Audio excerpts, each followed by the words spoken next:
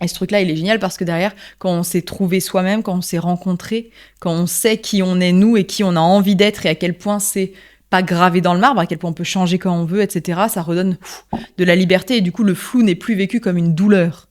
Ça, c'est important, c'est que le flou n'est plus vécu comme quelque chose d'horrible.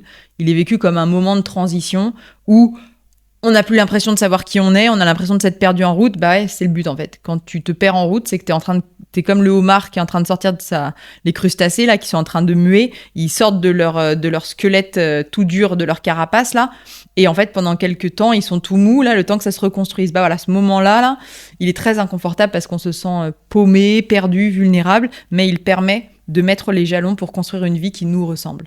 Et ça, effectivement, si on peut le faire avec le cadre sécurisant d'un coach, d'une thérapeute, d'un psy qui vous explique que ça va bien se passer, que tout ça est normal, que ça prend un peu de temps, mais qu'on va le faire ensemble et que plus vite on réfléchit à tel point, plus vite ça va se reconstruire cette nouvelle carapace et plus vite elle sera ajustée à la taille qu'on a envie d'avoir, à la vie sur mesure qu'on a envie de se créer, ça ira bien.